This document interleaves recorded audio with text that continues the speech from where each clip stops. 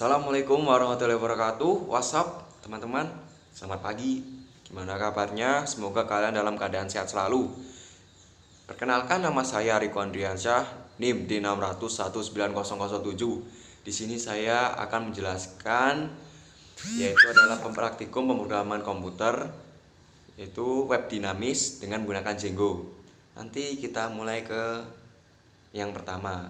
Poin pertama, pengertian dari web dinamis. Web dinamis itu adalah web yang menampilkan informasi serta berinteraksi dengan pengguna. Web dinamis memungkinkan pengguna untuk berinteraksi dengan menggunakan form sehingga dapat informasi yang ditampilkan. Web dinamis bersifat interaktif dan tidak kaku.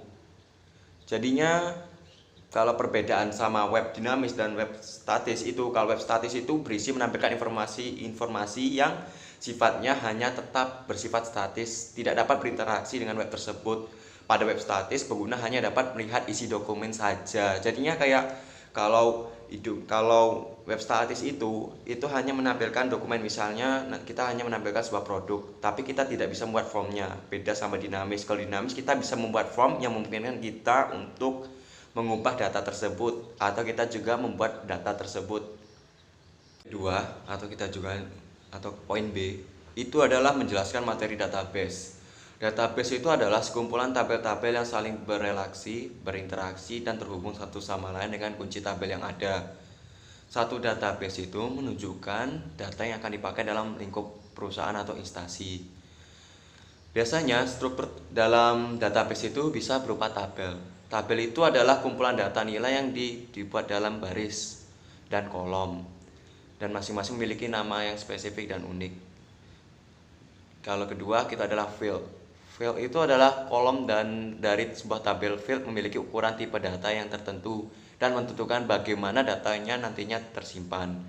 Dan kemudian record adalah kumpulan nilai yang saling terkait, dan key yaitu suatu field yang dapat dijadikan kunci dalam operasi tabel. Dan SQL yaitu adalah structure query language, merupakan suatu bahasa language yang digunakan untuk mengakses database. SQL juga sering disebut dengan query. Jadinya kalau pembuatan database itu, kalau dalam Django biasanya pertama itu kita harus membuat data basisnya terlebih dahulu. Kita harus menginstal SAM, dan setelah menginstal SAM kita membuat login PHP admin, kemudian kita mengubah settingnya yaitu dengan materi yang ada di dalam database. Setelah itu nanti kalau misalnya sudah terhubung dengan database, maka kolom atau baris yang kita buat akan ditampilkan di Django tersebut. Contoh nama produk, perusahaan, kode barang, kualitas, kuantitas, dan masih banyak yang lainnya. Yuk kita mulai di penjelasan yang kecil, yaitu penjelasan script Django. Ini saya akan menjelaskan langsung fungsi-fungsinya dari setting. Setting itu adalah pengaturan ketika Django akan dihubungkan ke web. Jadi kita mulai dari ini, install apps. Apps ini gunanya itu adalah aplikasi yang telah dibuat di command prompt dengan menjalankan Django start app.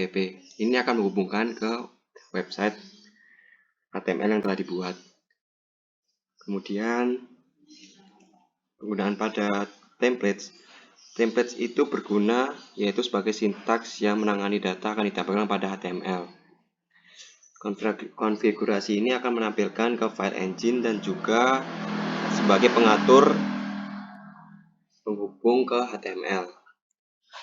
Dan untuk database, itu adalah data basis yang telah kita buat di PHP MySQL. Ini adalah aplikasi yang kita buat, yaitu sebagai dinamis. Industri 2 itu adalah nama basis yang telah kita buat. Localhost port 3006 itu adalah kodenya. Dan kita akan menjelaskan langsung static files. Ini adalah untuk menghubungkan ke file static, yaitu kita juga bisa menyebutnya dengan foto atau CSS yang telah kita buat. Lalu kita ke fungsi views. Apa sih gunanya fungsi views? Fungsi views itu berfungsi sebagai yaitu menghandle semua request dari klien. Jika ada pemberitaan ke database, maka views akan melakukan transaksi ke database dan mengambil data yang diperlukan. Kemudian data render kembali ke dalam HTML yang disajikan kepada klien. Lalu URL ini adalah URL itu yang untuk menghubungkan semua aplikasi atau apps yang telah kita buat ke HTML.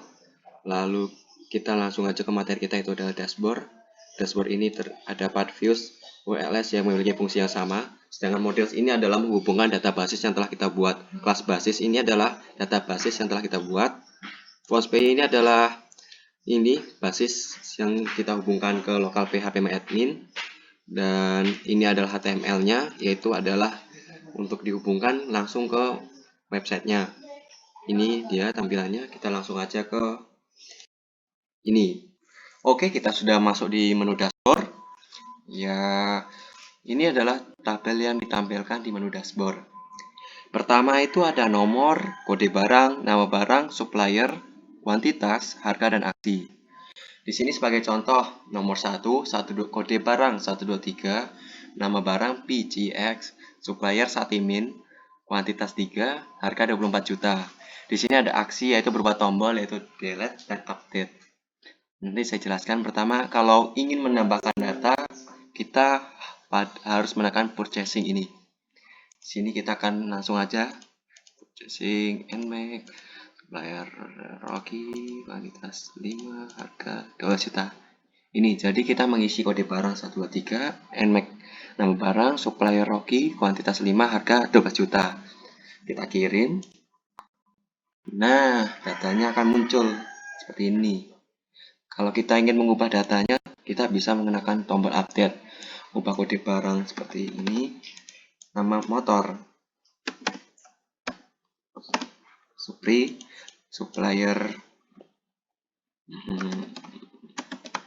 Endang, kuantitas 5, harga kita buat 34 juta. Kita kirim. Dan data ini akan berubah secara otomatis. Dan bila teman-teman ingin menghapus, bisa mengklik dengan kata delete. Setelah ini kita juga mempunyai tombol menu submenu yang lainnya, yaitu berupa produksi yang akan terhubung langsung ke menu produk ini, dan juga customer, yaitu adalah sebuah form yang dibuatkan untuk pelayanan data pelanggan. Jadi data pelanggan bisa nulis nama, email, alamat, jenis motor, Instagram, line, dan ini adalah komen yang disampaikan terhadap perusahaan bakul motor. Mungkin ini saja yang saya sampaikan, kurang lebihnya mohon maaf. Oke, ini sudah selesai. Sekian, wassalamualaikum warahmatullahi wabarakatuh. See you. Oke.